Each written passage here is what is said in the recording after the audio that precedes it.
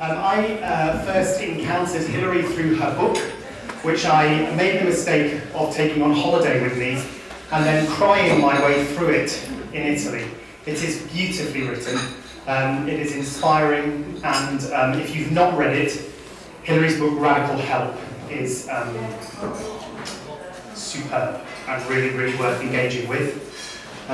We spoke together recently at an event down in London, and Hilary's work is really challenging the status quo of how we think about welfare, the welfare state, but goes way beyond that into how do we really build a social revolution that changes the future.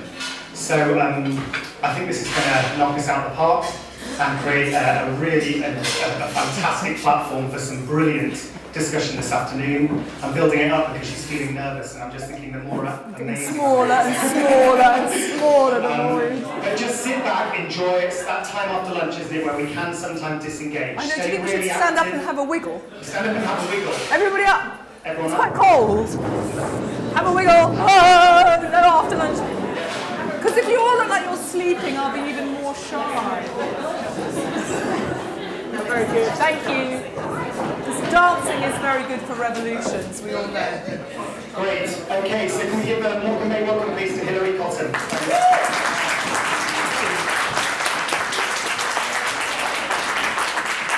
It is true that I'm very nervous. I've seen the videos of before, and so I'm anxious. And I was very sad that my train was late and I missed Bev, but I think that might have actually been, sort of lowered my anxiety levels a bit. But so as Andy said, I wrote a book, and when Darren said this morning, I can't see Darren now, but said, hi Darren, what do you do? And when I wrote this book, my mum said, oh God, I understand now what you do, which is like, one good reason for writing a book. But the other is that one of the completely unforeseen things about writing a book is that you make all these connections, all these people start to come to you, which is kind of how as he said, how I met Andy, which is amazing. I've got this really new and growing network that I didn't have before the book, which is really exciting. And so thank you, and thank you. I'm a bit nervous, but I'm very honoured to be with you all here today. So I'm going to talk for a bit, and I thought I'd sort of start at the beginning. So I graduated in the time of high Thatcherism, and I wanted to kind of change the world. I had this sort of, I'm a middle-class person from a happy home, and I always had this question in my mind about how is it that where you're born is just so determining? Like, how could it possibly be that those things still determine our lives in this fundamental way, and what can we do about it? So I wanted a job to kind of change the world, and of course I had absolutely zero skills and nothing to offer, so I kind of kept on writing these letters. And eventually I got a kind of letter back, and I got an interview in this kind of rather dodgy basement in Brixton in South London, and this guy came in his sandals with this big Liechtenstein nuclear war no thanks t-shirt, and he said to me, can you write? And I said, oh yeah, I'd actually kind of won a student journalism prize. That was kind of like one thing. So I thought, oh, maybe. And can you live in kind of really awful conditions? And I was kind of, like, I'm a student. Well, of course I can. And so I got this job, working with the humanitarian wing. This story really dates me because this is not a first job opportunity any longer in this world. But I got a job working with the humanitarian wing of a guerrilla army in northern Ethiopia. And basically all the famine areas were in the land that they held. And so they needed somebody that would go and kind of support them to write papers to kind of raise money to do humanitarian work. And so I was taken to Khartoum in Sudan, and then I was taken illegally over the border at night into northern Ethiopia. And as we travelled, all along the road were, all these women with their kind of children, sort of pots on their heads, small children, famished cattle. And, it felt like the whole world was on the move. So I said to my boss, who was this kind of guerrilla fighter, where's everybody going? And he said to me, but why do you care? These are just the simple peasants.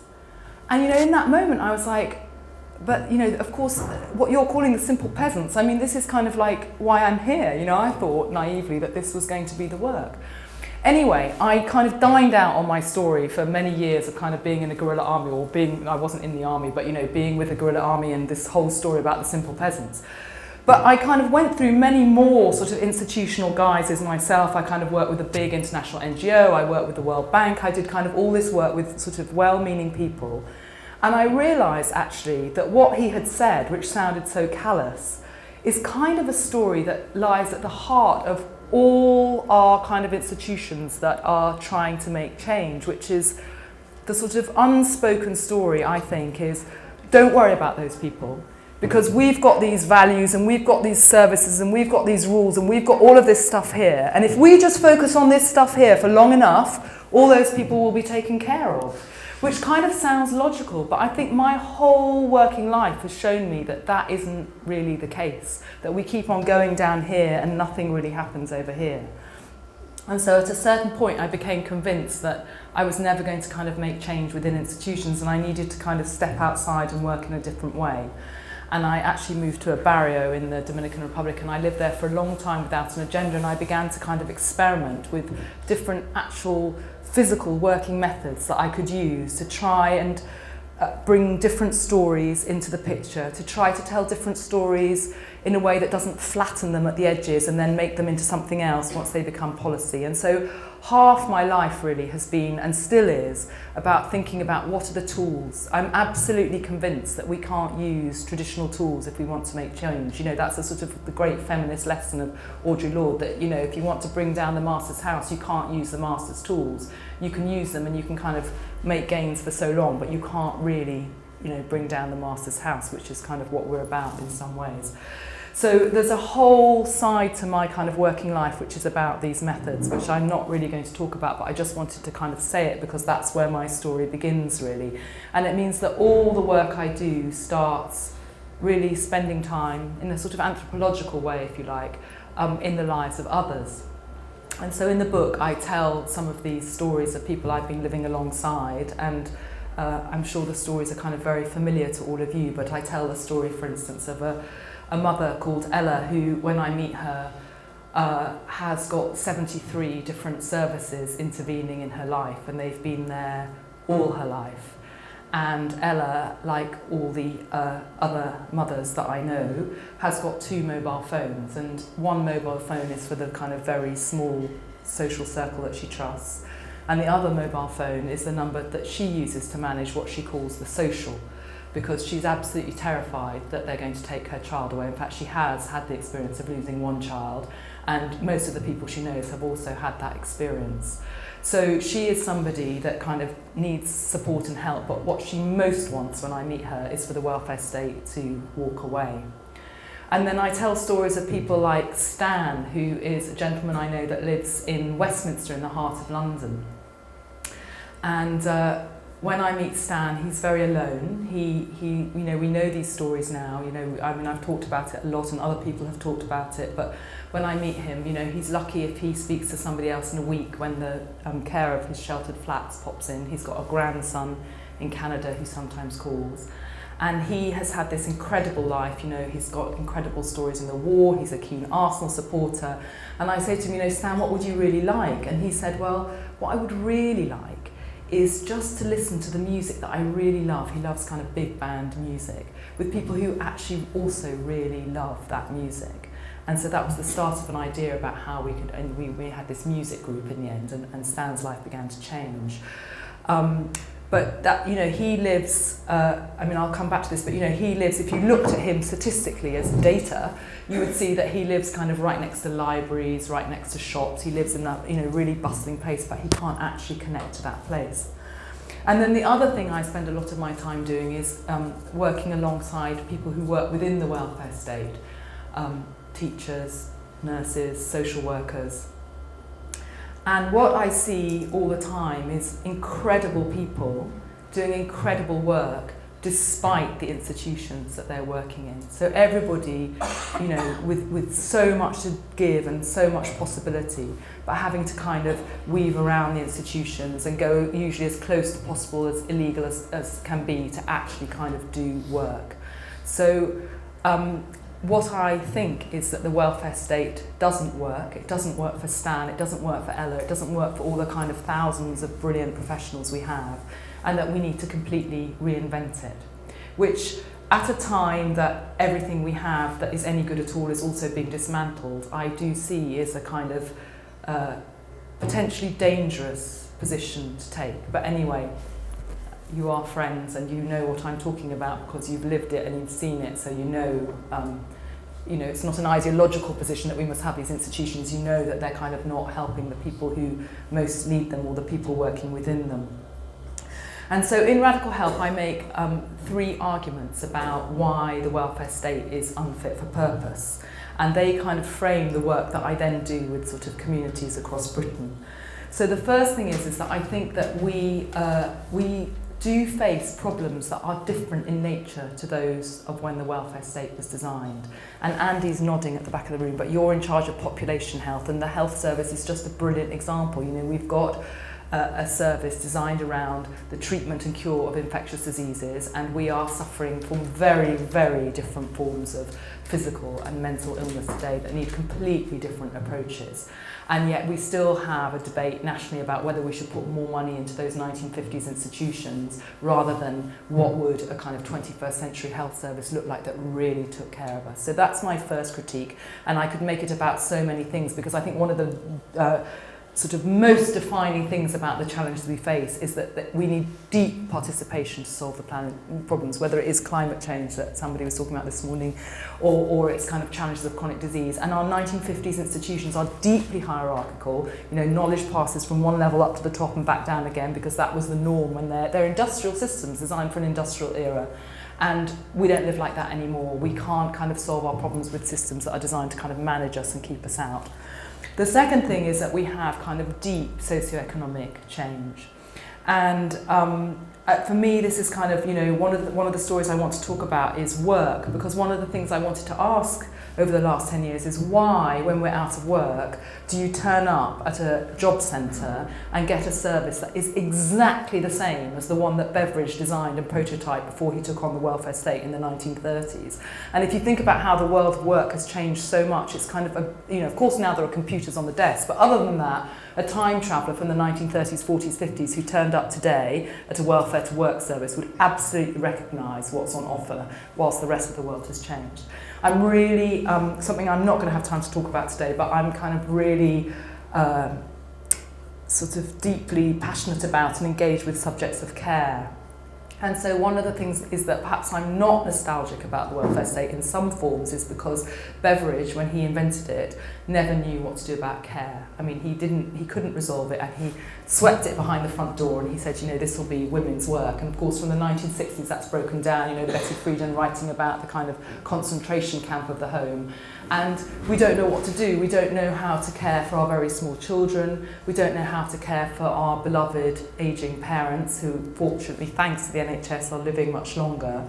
And actually, we don't even have the language to talk about these problems. You know, the biggest non-governmental organisation that works for older people published their annual report last year, and it talks in terms of units. So I think it's, you know, that must be like the very, whatever the continuum is from love, units is like right at the other end. So, you know, we don't have the kind of language to grapple with it. And then the other thing is poverty, that poverty is back. I mean, today in the newspaper, you know, the UN rapporteur has talked again about, you know, the planned immiseration of many thousands of people in Britain, which I'm sure you see, I definitely see every day in my work. You know, that Beveridge, you know, he said to Rowntree, don't worry, we're not going to need poverty statistics anymore because we're going to solve this. And of course, 2 years ago, Rowntree Foundation had to kind of invent a new category of destitution because poverty has got so bad. But what also interests me is that poverty has taken on new forms. And one of the things I write about is about the poverty of relationships. Because increasingly we see in social research, and I think in our lives as well, is that who we know determines so much that will happen to us.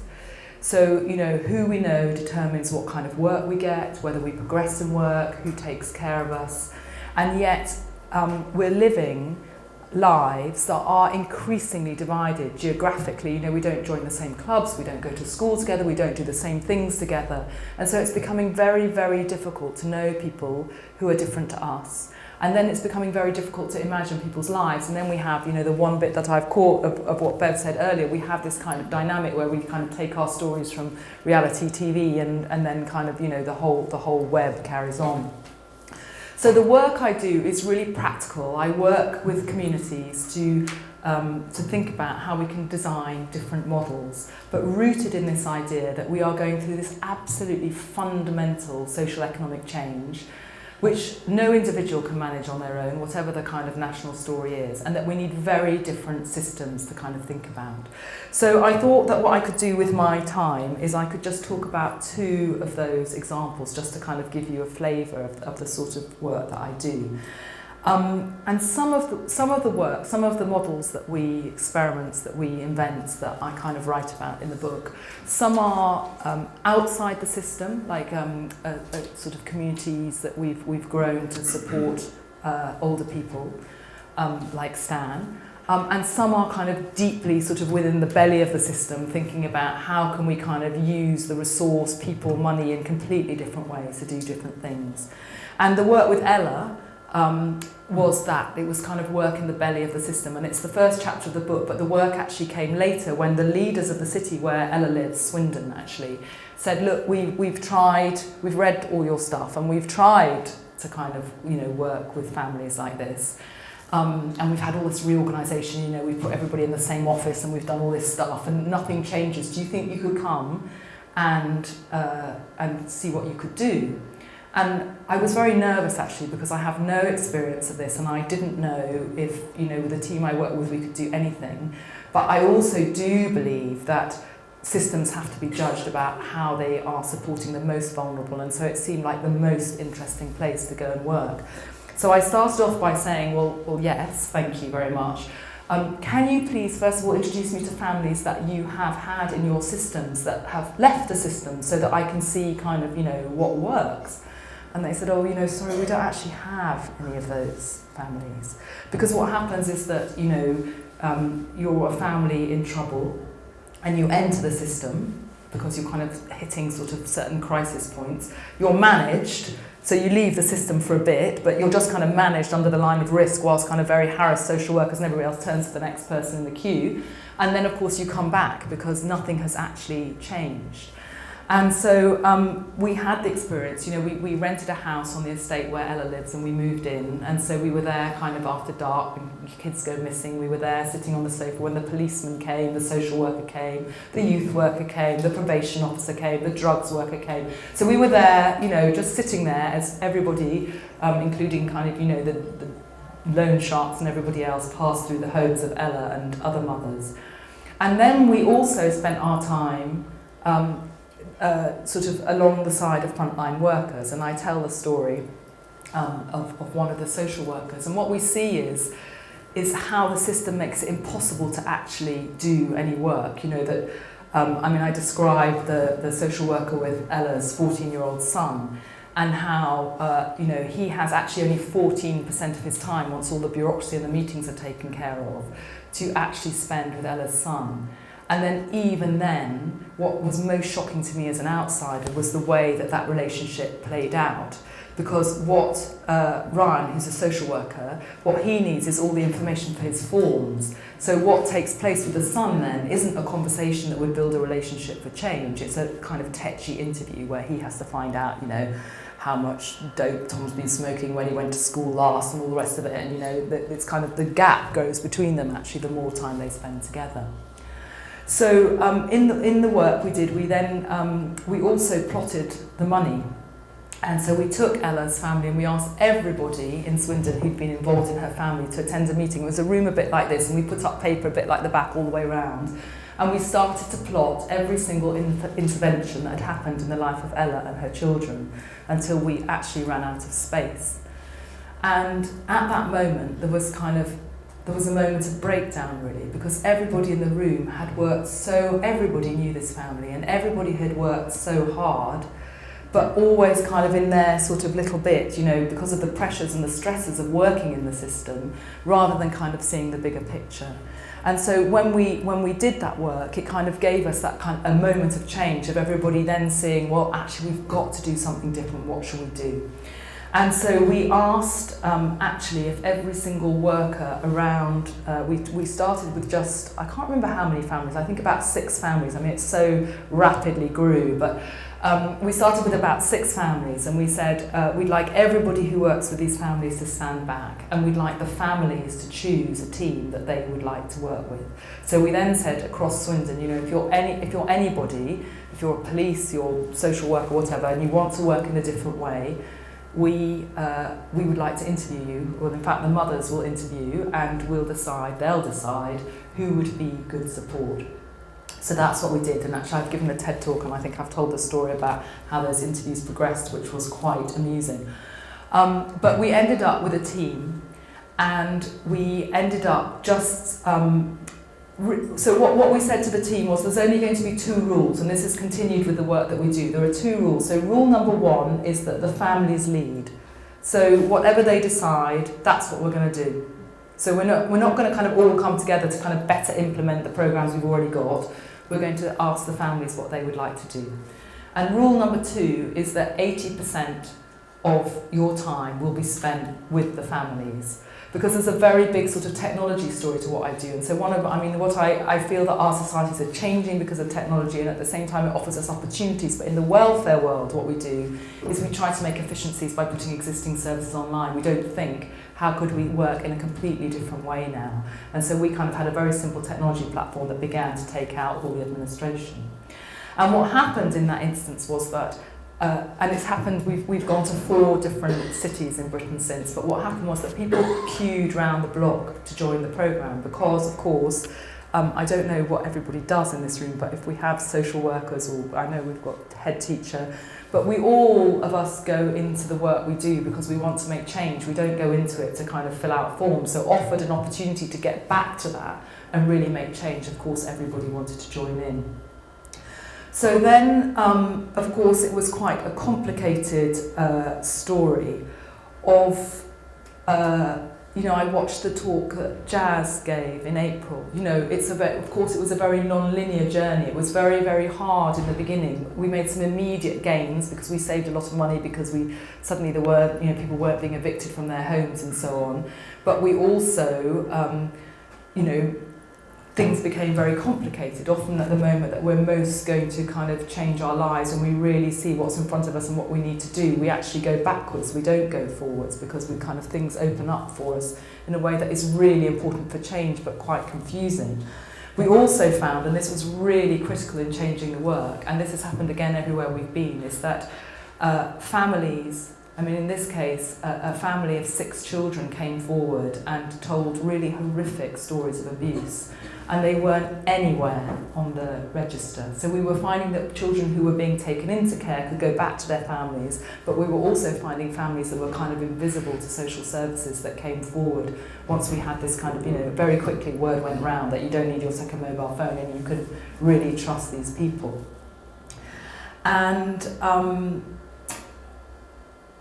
yes, that was a real moment, because everybody sort of thought that the systems, at least they kind of kept people safe. Like, at least we're spending all our time on paperwork, but at least we know where everybody was. And what, of course, we found was that, in fact, the more the paperwork, the less we really know, the less the trust, the less we know where people are, the harder it is to kind of really engage. So that's just sort of the beginning of a story. What we developed was something which we called the LIFE programme, which has got 4 broad stages of starting with kind of building confidence and progressing through building capabilities, which I'll talk about a bit in the end, and then finally kind of exiting the programme, although people kind of still tend to touch base every now and again, but families do exit definitely. Yes, I think that's kind of all I want to say about that for the moment. I can kind of come back to that. The other story I wanted to say was about work. So in Radical Help, I tell the story of 5 experiments to show what I think a welfare state built around relationships would look like cradle to grave. So the other piece of work I just wanted to talk about was around work. So I felt like if we're going to rethink the welfare state, we've really got to think about what support do we offer people who don't have work, or usually in this country have crap work. This is sort of kind of difficult territory to get in, because of course there's been massive amounts of money spent on research. But actually, when you look at it, what's happened is that people have kind of, universal credit being, of course, the ultimate of this, is looking at all the data and keeping on trying to kind of finesse the data with the idea that this is an individual problem, not a kind of social problem. And if we just kind of find that sweet spot, we'll kind of force people somehow into work if we get that balance between kind of income and motivation. And so, we spent lots of time in the job centre with people going around for the second, the third, the 15th time and kind of, thinking about how crazy this was. And so we put a false door up in the job centre and we said anybody who'd like to come through could give us £5 and then maybe you could help us kind of redesign a different approach. And actually so many people wanted to come through, we had to kind of keep raising the price by the hour, and then eventually we had to kind of shut the door because we had so many people. And it was so interesting why people came through, and they came through because and I think this is, I didn't hear what you said, Bev, but I think to your point, they came through because they have totally swallowed the policy narrative that everybody who is looking for work, who is out of work, is a shirker or a scrounger. So I'm in the job centre and I'm a really, I'm kind of looking for work and I want to get through that door to get as far as possible away from all of you, because all of you, I assume, are actually kind of shirkers and scroungers. So actually the very fact of removing people to kind of a different space was really, really important. But the other reason people came through is because they're just absolutely convinced that standing in a queue with somebody just like themselves is not going to find them work. And they're right, because 8 out of 10 jobs in Britain today are not advertised. The best way to find work is to have a network of people who are not like you. And of course, those of us who most need that network are those of us who are least likely to have it. So again, we kind of worked in the same way. We then asked everybody to kind of come back into a cafe and meet with us, and we began to kind of slowly work up what we could do that would be different, and some things worked and some things didn't. But eventually we had this service which we called Backer. And what Backer did was it asked everybody who joined, it didn't ask what your qualifications were or how long you've been out of work, which is the kind of usual starting point. We said, what do you dream of? And who do you need to know to take the first step in that dream? And so then what we did was we formed communities of people in work, out of work, and in between. So it wasn't a jobs club. We always met in public spaces, and we learned how to kind of curate communities, how to persuade lots of different people to come along. And we also have got a set of very simple tools that we do in groups to kind of actually work out what the dream is and kind of break it down to find that first step, because in fact that is not as easy as it sounds. But basically then finding somebody in the group to connect you to that first person. And our service, we had I've got lots of stuff, I can't bear kind of formal measurement and randomised controlled trials and all the rest of it, but because we were in that world, we had one. PricewaterhouseCoopers did a randomised controlled trial on us, and they found that our service cost a third of traditional services and was 5 times as successful. And what was really important was that we were able to get people to stay with us. So we could support people to get a job which was a crap job, but then the community could support people from that place to carry on moving into something. Perhaps you really dream of running a pub, and that's not that likely right now, but if you start with us and we're on the washing up, we'll stay with you until you're kind of running the pub. And that was the kind of journey we were able to take people on. So through this work, which as I say is we've kind of started, we've got family work on health, work on young people, work on older people. We began to develop now, I don't know how it's going to work because this is Ev's, but we began to develop a framework really of what I think, I don't know, you probably can't even see it at the back, can you? But of 6 kind of basic, how am I doing for time? I'm okay. 6 shifts that I think need to underpin any shift in our welfare systems. And so they're developed through practice, and I'm still working with them. But the first thing is to kind of get a vision, move away from something which is about fixing the problems. So in the work I do, I'm very taken with Beveridge actually, and I spend a lot of time discussing his original vision. So of course, the Beveridge welfare state was not about services. The Beveridge welfare state was about how, as a nation, we were going to flourish after the war.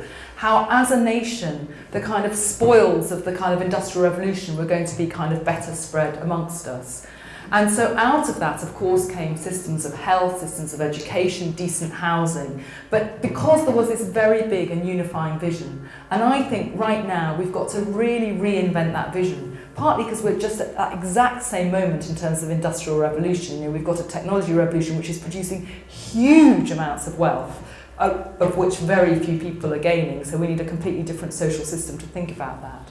And then we need to also ask again in this very different environment, I think, what is the meaning of life in the 21st century? What do we value? And what are we going to put at the heart of all our social systems? And so that's the conversation that, you know, I've been having. And you know, in the work that I do, we go back to Aristotle and we talk about, you know, what is the meaning of life? What does bring happiness? Not in a sort of, you know, kind of tick box happiness. Because we know that, I mean, Aristotle will say that, you know, the good life definitely has moments of unhappiness. When we kind of confront ourselves and we struggle, when we grow, those things are going to come. But also the good life is about participation in systems. It's not just about that rugged hero trying to kind of change the world. It's about, you know, all of us kind of designing systems that we can participate in, and that actually making those systems and being in those systems, participating in a welfare state is not a cost, it's a good. It's what makes us citizens, and it's kind of what makes society, basically. It's absolutely at the core. So a lot of the work is about thinking very collaboratively with all the communities I work with, what is that vision?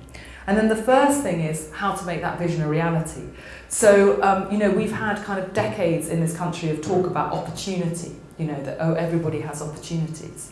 So, you know, when I meet Ella, she lives right next door to that famous Swindon car factory, which we're now losing, unfortunately. But when I meet her, she has got no hope of getting a job in that factory. You know, she hasn't got the confidence, she hasn't got the skills. You know, people will look, they know where she's from, they'll look at her, you know, all the stories, you know all about it. So we can't say just by looking at the map. I mean, in fact, of course, you know, Ella does get an amazing job, but we can't say just by looking at the map that, oh, she lives next to the car factory, any more than we can say that Stan lives in Westminster in the City of London and therefore he's got all these social connections. We have to make them real.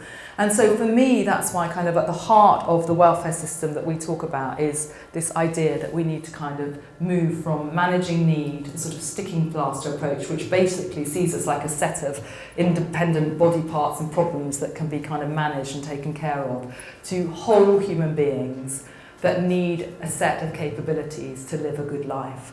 And so in the work I do, we've worked with these 4 capabilities, something really odd in the middle because I put them on PowerPoint, I don't normally use PowerPoint. Was at the heart of our work. So I think that to flourish in this century, we need work and we need learning. And for me, learning is about imagination, creativity, inquiry. It's about having access to that all the way through our lives. So, you know, it absolutely sort of counter to kind of, you know, getting the exam grades and the kind of factory system we've got. Good work as well is about having meaning, autonomy. We need health, inner health and physical health. We need relationships. Above all, we need relationships with one another. We need to be connected to one another. And we need to know what our place is in community and to feel that we have a place. And so we use this framework in all the work I did. And actually, it's very funny because when I was writing the book, we had a big tussle because the editor, I wanted to write a book that it's a very easy to read book. I wanted to write a book that wasn't for sort of policymakers, but was for everybody and my kind of, you know, 13-year-old daughter or whatever. So, and so the publisher was like, you know, this capability idea, you know, Amartya Sen, very, very complicated, don't think we can have this in a kind of mass book.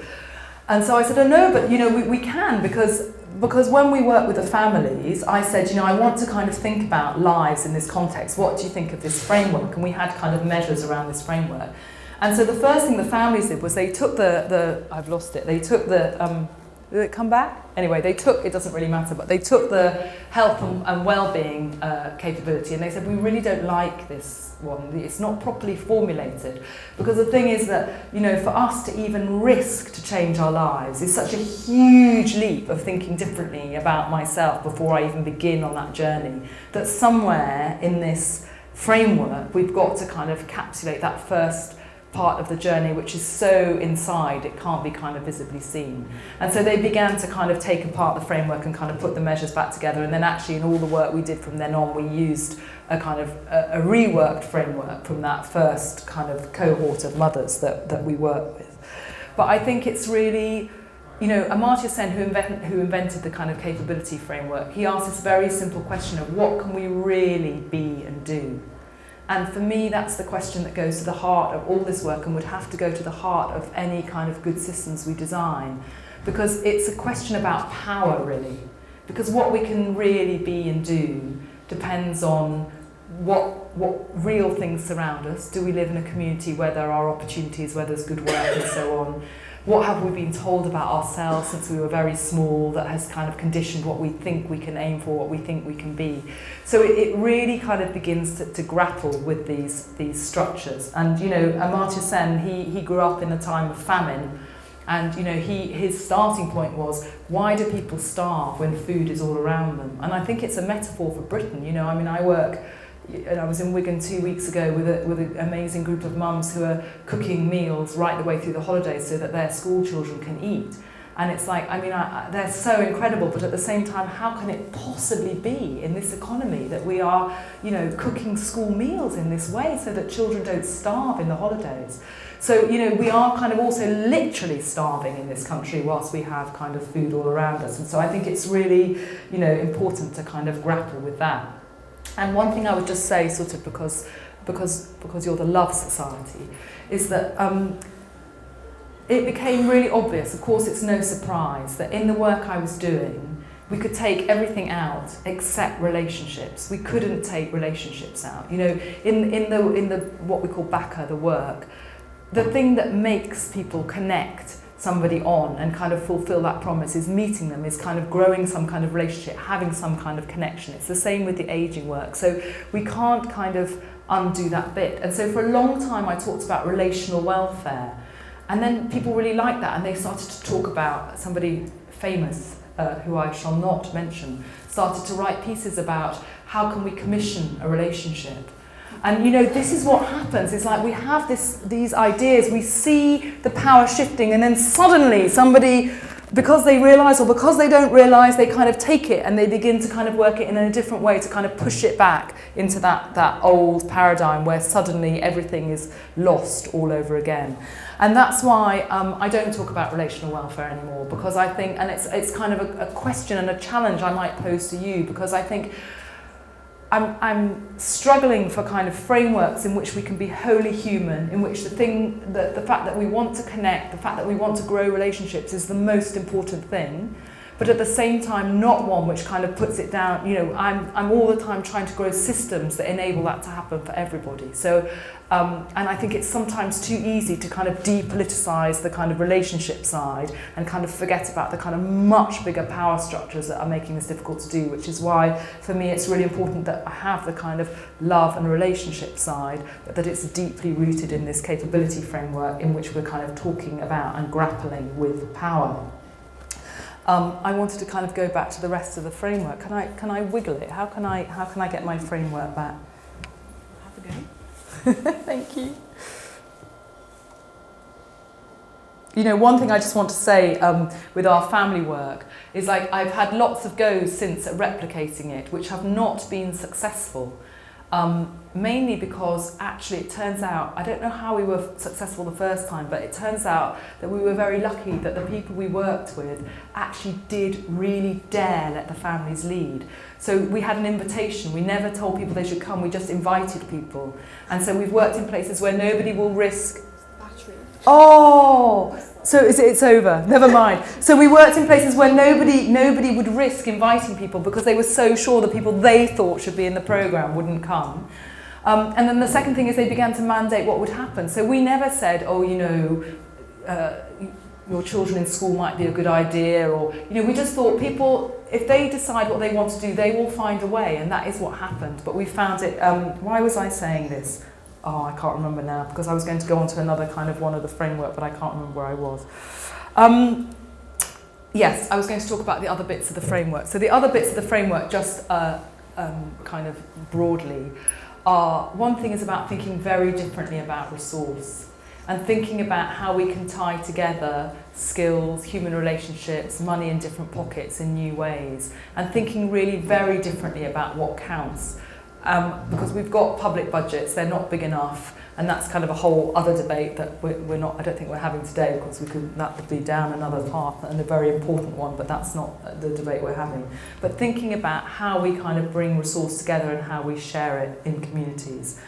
And then the other one that is very, very key is about seeing possibility rather than managing risk. So in the book I talk a lot about, I'm very obsessed with the fact that services have taken over from a kind of deeper vision. Because, you know, services is all part of a sort of neoliberal mindset, which is about kind of transactionally managing something for efficiency, doing something to you, and so on. And in that, and key to that, that sort of mindset is the idea of risk, that we can identify risk and then we can kind of manage risk. And the problem with that, it's not that I don't take risks seriously, I really do, because I work with, you know, and live alongside very vulnerable people, and we are all very vulnerable in different ways, but the thing is that if we just kind of focus on that risk, we see more and more risk and we invest more and more money in finding that risk. Whereas when we flip it on its side and we say what we're going to start with is where is possibility and how are we going to grow that possibility, suddenly something completely different happens. So I think that's very important. And then the final principle, which we can't see, is about a new form of universalism. So as I said, I think participating in the 21st century welfare state is a good. It's what makes us citizens. It's what helps us to kind of cross the divides and know one another once again, kind of doing things together. And so it's really important that we design in a completely different way that includes everybody. And it's funny that we don't believe that's possible. I mean, I have an experiment in the book where we made it possible. I used to think it was about money. I used to think that if I could show that we could afford for everybody to come in, that everybody would think that was a good thing. But then when I showed that the work I do is much more affordable, people didn't like it because they were like, oh, but it's too risky to kind of have different types of people together in the same room. So we've got so far disconnected from each other that we don't kind of really, it's hard to trust that this might work. I mean, just one final story I'll say on that is that the ageing work we grew and we took to 10 different places in Britain. And we had this business case, you know, we're working with local authorities and we realised the challenges. So we had a business case that showed how much money our ageing service, it's not a service at all, it's a community membership called Circle, how much it saves. Because we've got incredible data showing the reduction in readmission to hospitals, the reduction in unnecessary visits to GPs and everything else. But what we found everywhere we went was that leaders always said, oh, we totally believe that this will save us money. But the problem is people have to participate, and nobody here is kind of going to participate in anything. People here, they don't join in. You know, people used to join in, they don't join in anymore. And so we've always been like, really, okay, well, can we try, you know? And so far, of course, we haven't met anyone or any place where people won't join in. What we don't want is to be part of the big society where people tell us that there's no money, so now we're going to put our own library book back on the shelf. You know, nobody really wants to be part of that.